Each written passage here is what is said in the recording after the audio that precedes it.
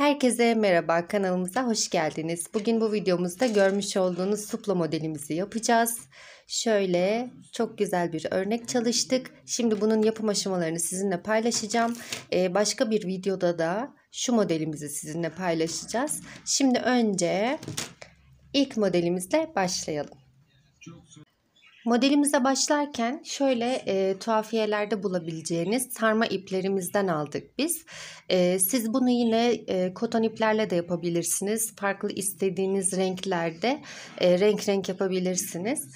Biz şimdi şurada gümüş rengiyle şöyle modelimize başlayacağız. Şöyle incelikte ve tığ olarak da şöyle 2 numara tığımızı kullanacağız. Modelimize başlayabiliriz. Önce bir sihirli halka yapıyorum. Daha sonra bu sihirli halkanın içerisine 12 tane trabzan yapacağım. Ama bu modelde kullandığım trabzan hani normal şöyle göstereyim. 1, 2, 3 tane zincir çektim. Daha sonra bu benim birinci trabzanım. Hemen aynı boşluğun içerisine 3 de çıkmalı trabzan kullanıyorum. Şöyle 1, 2 ve 3 de çıktık. Şöyle. Hemen yanına tekrar yine aynı şekilde bu modelde hep bu trabzanı kullanacağım. Toplam 12 tane sihirli halkamın içerisine trabzan yapayım. İkinci sırayla videomuza devam edelim. 12 tane trabzanımızı yaptık. Şöyle hemen halkamızı kapatıyoruz. Ve ilk yaptığımız trabzan var ya 3 zincirle yaptığımız saydığımız oraya batıyoruz. Ve halkamızı tamamlayıp ikinci sıramıza başlıyoruz. İkinci sıramızda da şöyle yapacağız. 1, 2 ve 3. Şu gördüğünüz birinci halkanın üstündeydi ya, hemen bir tane trabzan atlayıp ikinciye şöyle sık iğnemizi şu şekilde bir daha göstereyim. Hemen bir trabzan atlayıp ikinciye şöyle batıyorum. İlmeğimi alıyorum ve kapatıyorum. Tekrar 1, 2 ve 3. Ve hemen yine bir trabzan atlayıp ikinciye. Bu şekilde 6 tane kutucuk elde edeceğim. 1, 2 ve 3. Bir atladım ikinciye.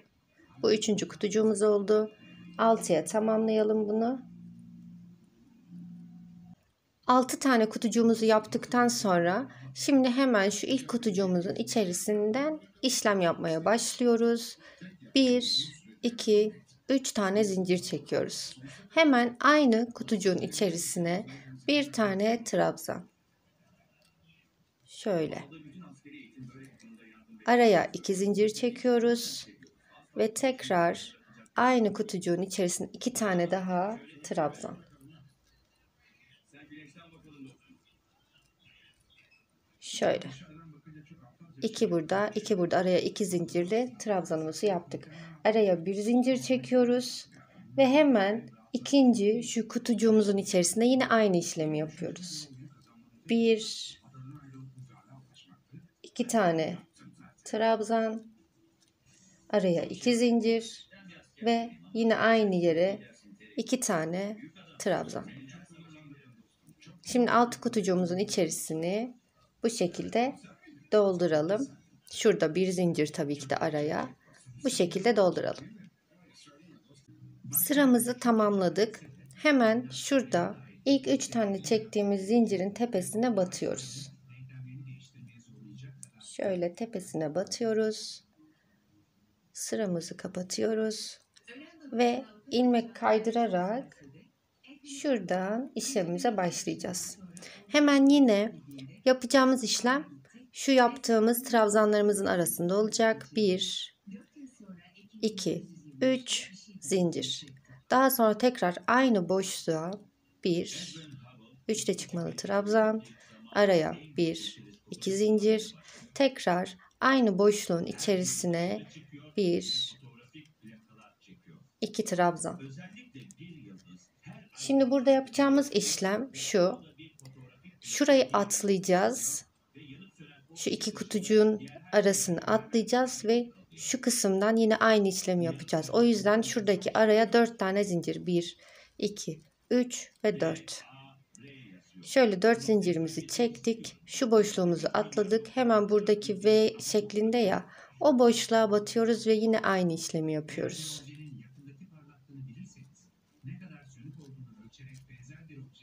Araya 2 zincir ve yine aynı yer.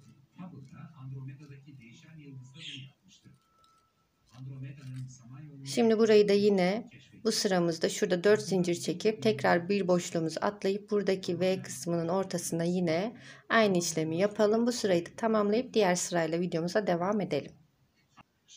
Sıramızı yine zincirimizin tepesine batarak tamamlıyoruz. Yine ilmek kaydırma tekniğiyle şurada hemen boşluğumuza geliyoruz ve ilmeğimizi şu V kısmının yine ortasına alıyoruz. 1, 2, 3, 4 tane zincir çekiyoruz. Hemen şurada aynı boşluğun içerisinde 3 tane zincirle beraber trabzan yapıyoruz. 2 ve 3. Daha sonra araya 2 tane zincir çekiyoruz. Ve yine aynı boşluğun içerisinde 3 tane trabzan.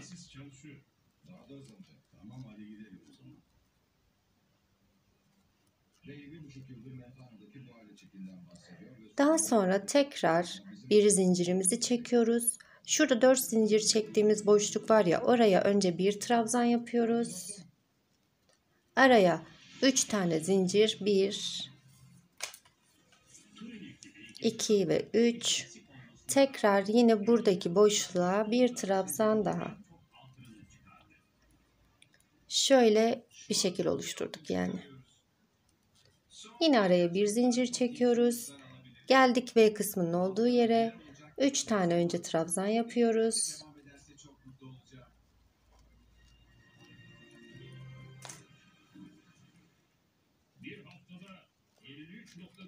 Araya yine 2 tane zincir ve aynı boşluğun içerisine 3 tane yine trabzan.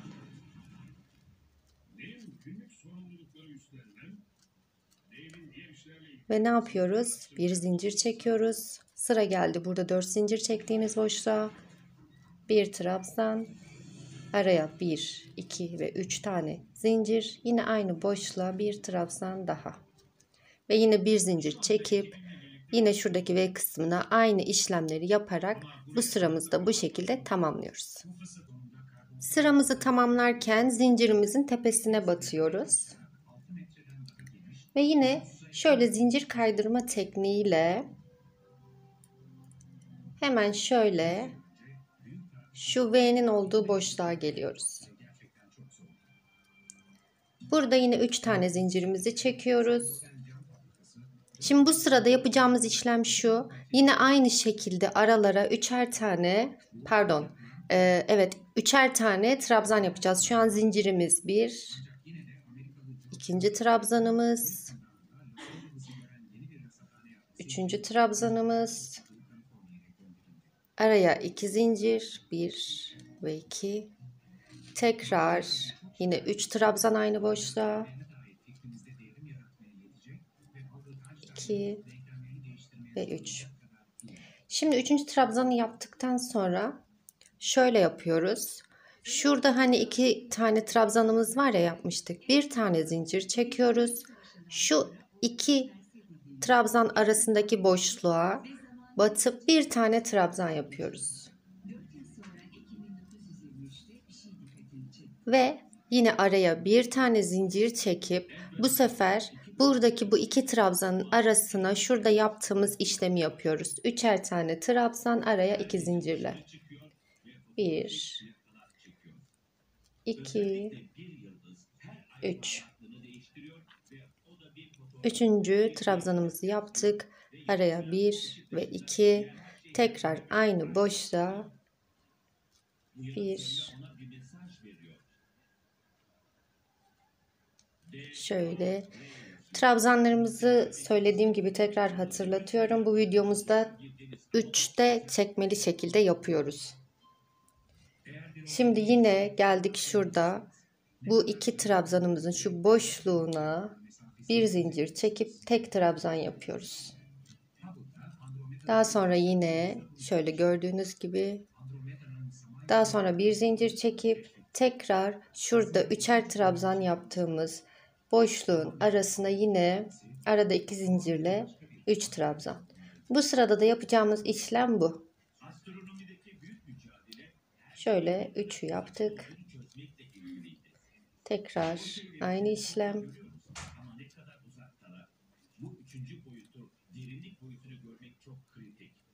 Tekrar 3. trabzanımızı yaptık. Şimdi burada ne yapıyoruz? Bir zincir çekiyoruz ve 2 trabzan arasına şuraya bir tane tek trabzan. Tekrar bir zincir ve şu yaptığımız 2 trabzan arasında yine üçer tane arada 2 zincirle trabzan yapıyoruz. Tekrar bu boşluğa bir trabzan ve aynı şekilde şurada üçer trabzanımızın arasında yine aynı şekilde işlemimizi devam ettirip bu sıramızı da tamamlayalım. Sıramızı tamamladıktan sonra diğer bir üst sıraya geçiyoruz. Şimdi burada yapacağımız işlem şu. Önce ben şuradan hemen ilmek kaydırma yöntemiyle şu orta kısma geleceğim. Şöyle hemen trabzan tepelerine batıp ilmek kaydırıyorum. Ve hemen boşluğa batıp ilmeğimi çıkarıyorum. 1, 2, 3 zincir çekiyorum. Daha sonra aynı boşluğa 2 tane daha trabzan yapıyorum. Zincirimle beraber 3 tane trabzan yapmış oluyorum. Daha sonra şöyle araya 2 tane zincir çekiyorum ve yine aynı boşluğun içerisine 1, 2 ve 3 tane trabzan.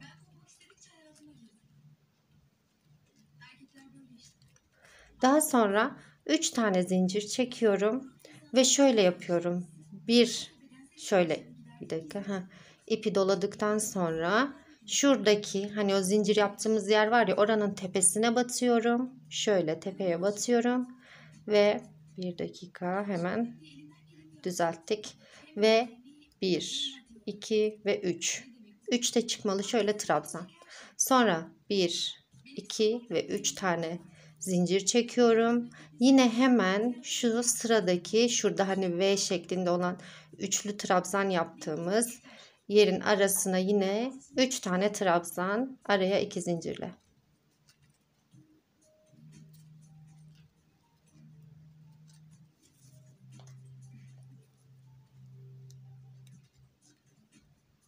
Hemen araya 2 zincirimizi çekip 3 tane daha yapıyoruz.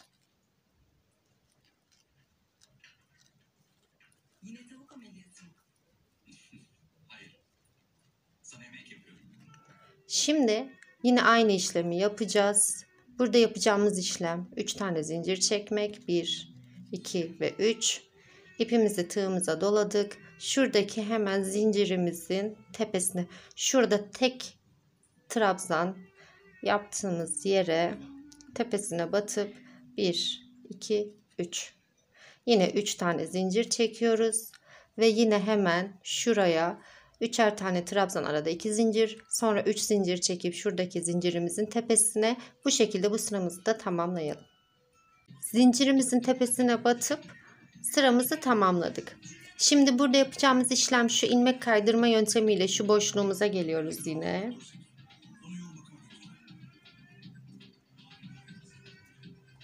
Hemen şuraya boşluğa geldik. 1, 2, 3, 4 ve 5 tane zincir çektik. Şimdi burada şu boşluğumuza ilk boşluğumuza 3 tane trabzan yapıyoruz. 1,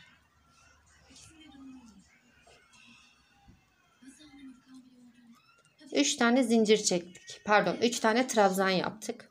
Daha sonra hemen yanındaki boşluğa da arada hiç zincir çekmeden 3 tane trabzan yapıyoruz.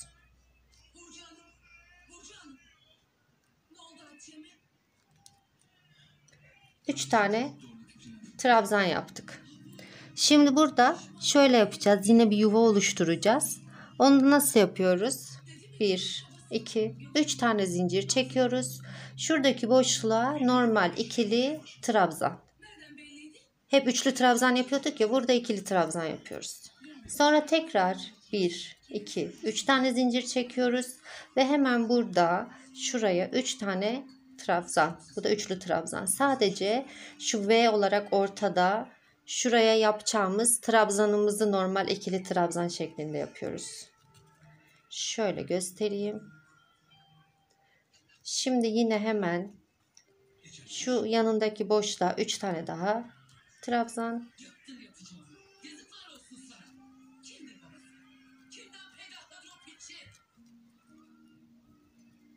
Şimdi tekrar yine 3 tane zincir çekiyoruz ve hemen şuradaki boşluğumuza normal bir trabzan. 1, 2, 3 tane zincir, yine aynı boşluğa 3 tane trabzan.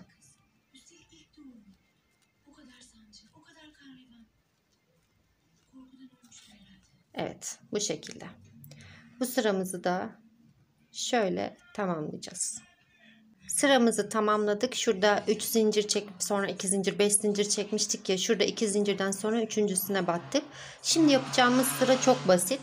Burada sadece hemen 1, 2, 3 tane zincir çekiyoruz ve sadece trabzan yapacağız. Şu boşluklara 3'er tane, trabzan tepelerine de teker teker trabzanlarımızı yapacağız. Bu 1, 2 ve 3. Şöyle boşluğa 3 tane trabzan yaptık. Daha sonra hemen şurada gördüğünüz şurada trabzan tepesinden 1,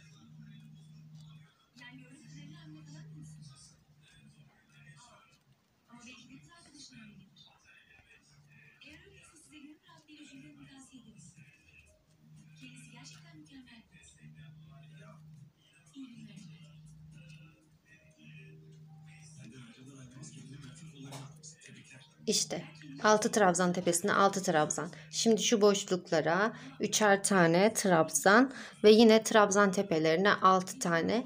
Bu şekilde bu sıramızı da tamamlayalım. Trabzanlarımızı yaparak sıramızı tamamlıyoruz. Şurada ilk zincir yaptığımız yer vardı ya. Şimdi boşluklarımıza 3'er tane yaptık. Şurada 3, 3, 6 trabzanımız vardı. Onların tepesine de. Şimdi şurada ilk zincirimizi son boşluğumuzda 3 tane trabzana tamamlıyoruz. Yani buraya 2 tane trabzan yapıyoruz. Şuradaki zincirimizle 3 olmuş oluyor. Bunu da söyleyeyim. Sayıda herhangi bir yanlışlık olmasın. Yani aklınızda da bir soru işareti kalmasın. Hemen şuradaki boşluğumuza batıp 3'e tamamladık burayı da bu şekilde. Şimdi burada yapacağımız işlem diğer bir sıramızda 3 tane zincir çekiyoruz. Araya zincir çekmeden hemen yanındaki boşluğa batıyoruz. Trabzanımızı yapıyoruz ve araya 2 zincir çekiyoruz. 1, 2. Daha sonra bir tane trabzan atlayıp ikincisine batıyoruz. Yine hemen yanındakine araya zincir çekmeden bir trabzan daha. Şimdi 2 tane trabzanımızı yaptık. 2 tane zincir çekiyoruz. Ve yine bir trabzan atlayıp ikinci trabzanımızı da hemen yanına, araya 2 zincir. Bu sırayı da bu şekilde bir tane trabzan atlayıp 2 tane trabzan yapıyoruz araya zincir koymadan. Bu şekilde tamamlayalım. Diğer sıramızla videomuza devam edelim.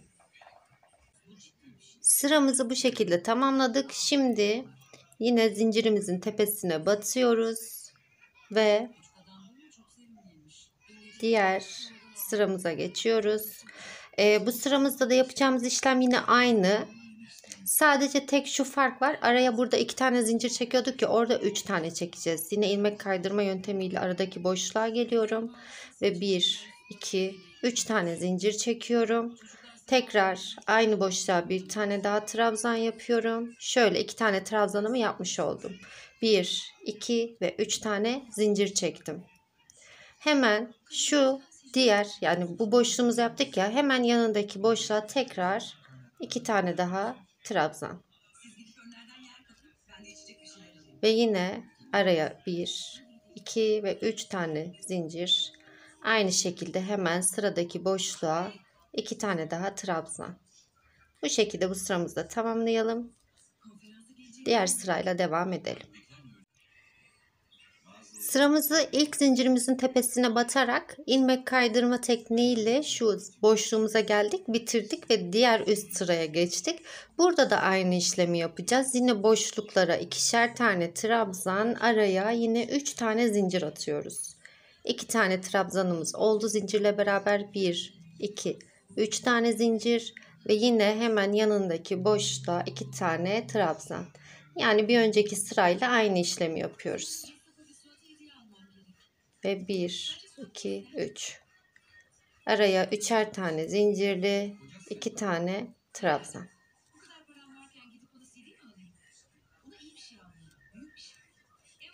Şöyle. Bu şekilde devam edeceğiz. Ve bu 3. sıramızı da tamamlayıp bir üst sıraya geçeceğiz. Zincirimizin tepesine batarak sıramızı tamamlıyoruz.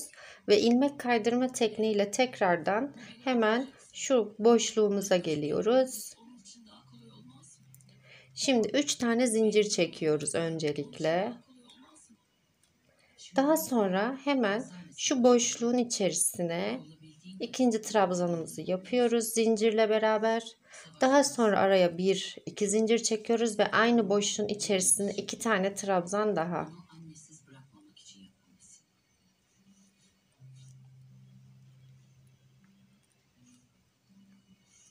Ve hiç zincir çekmeden hemen yanındaki boşluğa aynı şekilde 2 tane trabzan.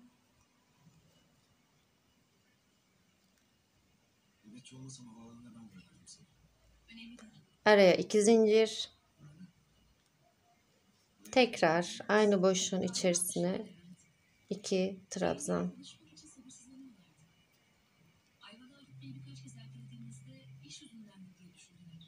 Tekrar hemen yine araya zincir çekmeden diğer boşluğumuzun içerisine 2 trabzan. Araya 2 zincir.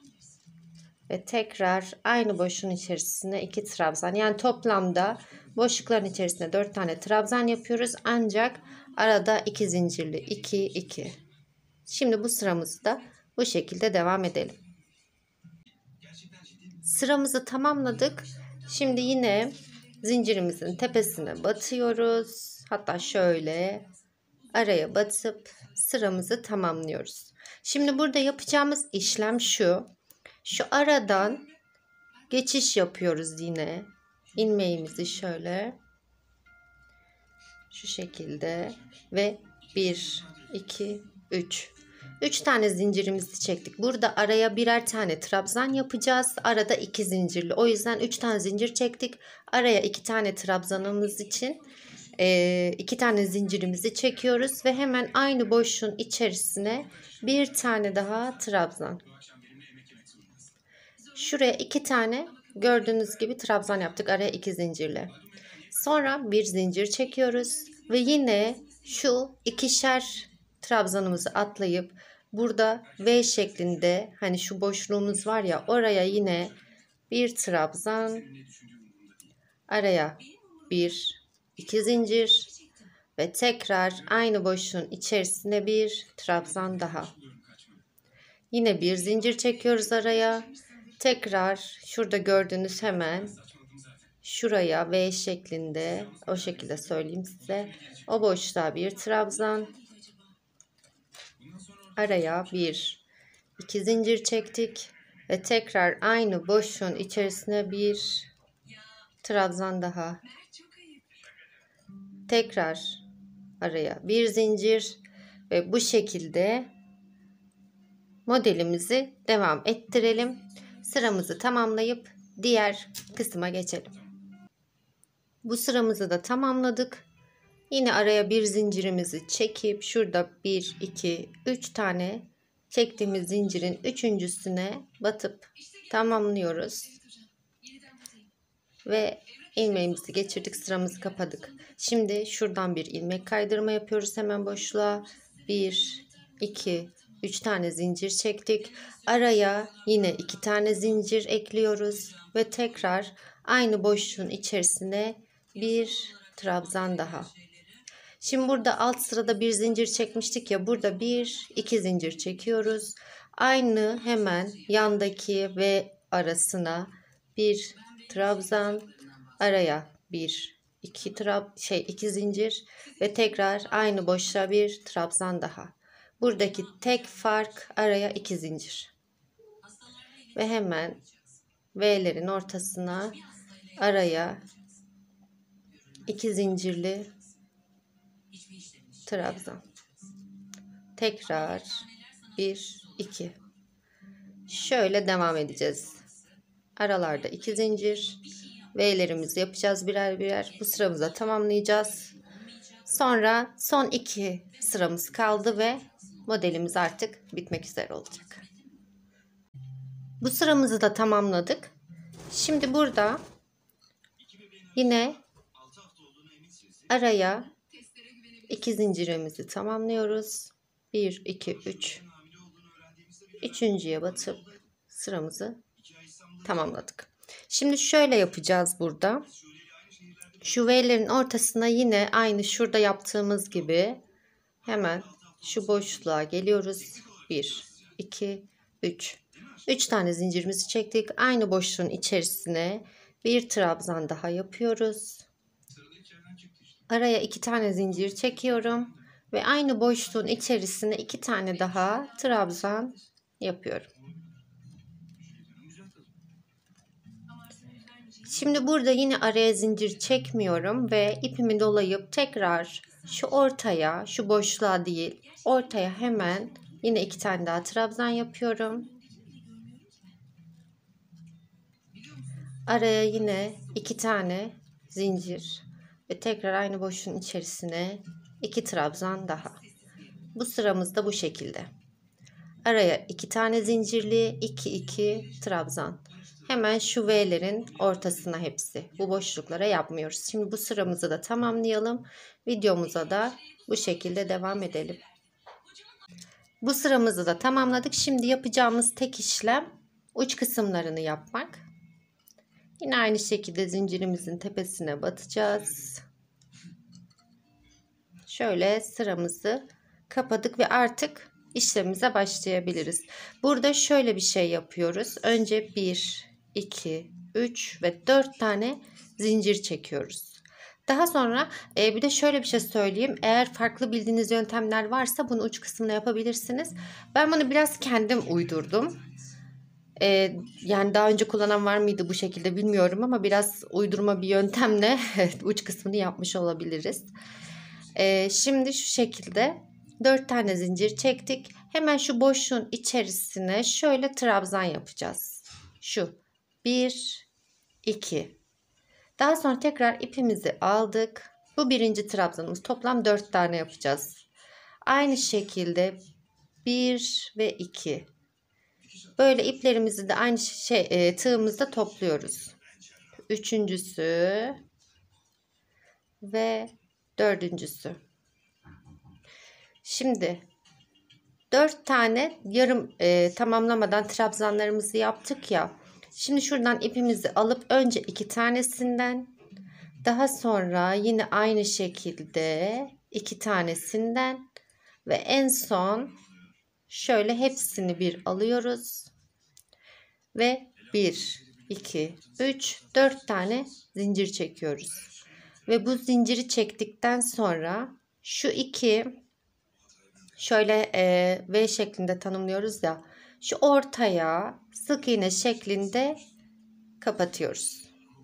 Ve ipimizi de şöyle düzeltince bakın köşemizi yaptık. Tekrar yine aynı bir örnek daha yapalım. 1 2 3 ve 4 tane zincirimizi çektik. İpimizi aldık.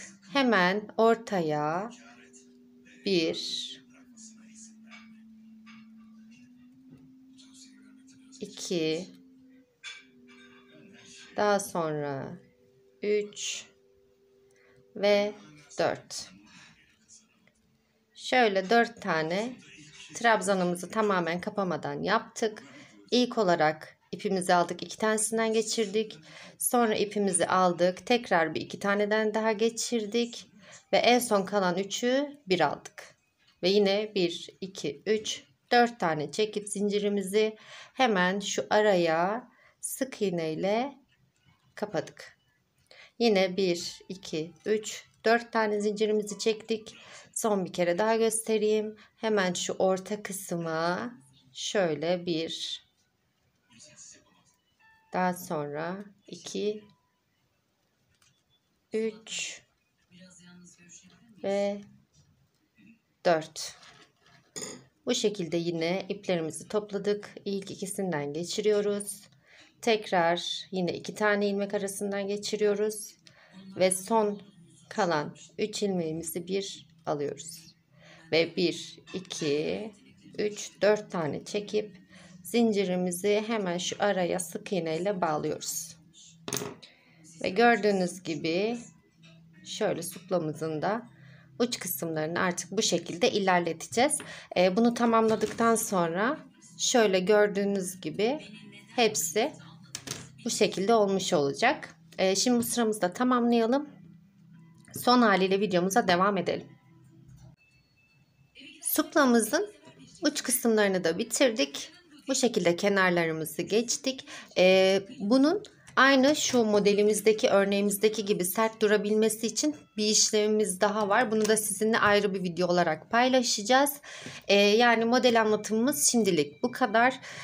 Bir diğer videoda sizinle suplanın nasıl bu şekilde durduğunu paylaşacağız. Sormak istediğiniz ya da modelini denememizi istediğiniz bir ürün varsa bizimle yorumlardan paylaşabilirsiniz. Sayfamıza abone olmayı, bize yorum yapmayı unutmayın. Tekrar yeni bir videoda, yeni bir modelde görüşmek üzere. Hoşça kalın.